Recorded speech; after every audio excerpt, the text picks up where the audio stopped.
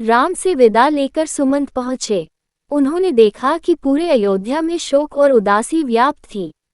उन्हें आते हुए देखकर अयोध्यावासियों ने दौड़कर रथ को चारों ओर से घेर लिया और प्रश्नों की बौछार करना आरंभ कर दिया। राम, लक्ष्मण, सीता कहाँ हैं? तुम उन्हें कहाँ छोड़ आए? अपने साथ वापस क्यों नहीं लाए?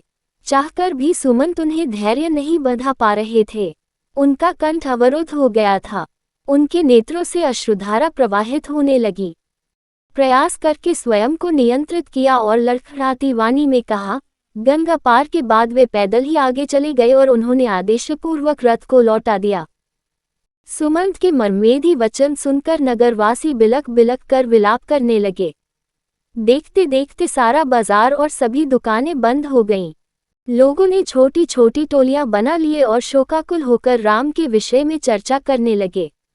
कोई कहता, राम के बिना अयोध्या सूनी हो गई है, हमें भी यह नगर छोड़कर अन्यत्र चले जाना चाहिए। कोई कहता, राम हमसे पिता की भांति स्नेह करते थे, उनके चले जाने से हम लोग अनाथ हो गए हैं। अन्य कोई कहता, ये राज्य अब उजड़ गया है, यहाँ रहने का अब कोई अर्थ नहीं है, चलो हम सब भी वन में चलें। कोई महाराज दशरथ की निंदा करता तो कोई रानी कैकेयी को दुर्वचन कहता। सुमंत राजप्रासाद के उस श्वेत भवन में जा पहुंचे जहां महाराज दशरथ पुत्र वियोग में व्याकुल अर्धमूर्छित अवस्था में पड़े अपने अंतिम श्वास ही गिन रहे थे। आशा की कोई धूमिल किरण कभी कभी चमक उठती थी और उन्हें लगता था कि संभव है सुमंत अनुनय विनय करके राम को लौटा लाएं। संभवतः राम न आए, किंतु कदाचित सुमंत सीता को ही वापस ले आएं। उसी समय सुमंत ने आकर महाराज के चरण स्पर्श किया और विषादपूर्ण स्वर में राम को वन में छोड़ आने की सूचना दी। सुनते ही व्यथित महाराज मूर्छित हो गए। संपूर्ण महल में हाहाकार मच गया। महाराज को झकझोरते हुए कौसल्या ने कहा, हे आर्यपुत्र, आप चुप कैसे हो गए? बात क्यों नहीं करते? अब तो कैकेयी से की हुई आपकी प्रतिज्ञा पूरी हो चुकी है, फिर आप दुखी क्यों हैं? महाराज की मूर्छा भंग होने पर वे राम, सीता और लक्ष्मण का स्मरण करके विलाप करने लगे। उन्हें धैर्य बंधाते हुए सुमंत ने हाथ जोड़कर कहा, कृपा निधान। राम ने आपको प्रणाम करके कहा है कि हम सब सकुशल हैं। माता कौसल्या के लिए संदेश दिया है कि वे महाराज की हृदय से सेवा करें और कैकेयी के प्रति हृदय में किसी प्रकार का कलुष न रखें।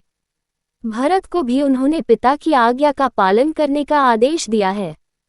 महाराज दशरथ ने गहरी सांस छोड़ते हुए कहा, सुमंत, होनी को कौन टाल सकता है?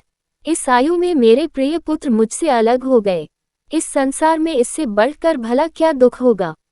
कौसल्या कहने लगी, राम, लक्ष्मण और विशेषतः सीता, जो सदा सुखपूर्व महलों में रही है, कैसे वन के कष्टों को सहन कर पाएंगे?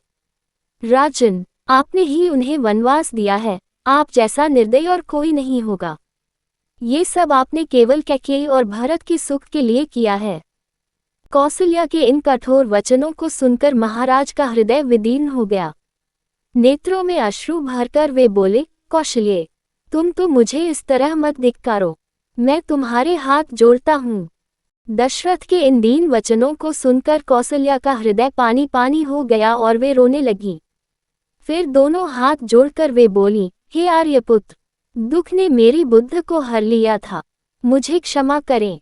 राम को यहाँ से गए आज 5 रात्रियां व्यतीत हो चुकी हैं, किंतु मुझे ये 5 रात्रियां 5 वर्षों जैसी प्रतीत हुई हैं। इसीलिए मैं अपना विवेक खो बैठी और ऐसा अनर्गल प्रलाप करने लगी। कौसल्या के वचन सुनकर राजा दशरथ ने कहा, कौशल्ये, जो कुछ भी हुआ है वह सब मेरे ही कर्मों का फल है। सुनो, मैं तुम्हें बताता हूँ।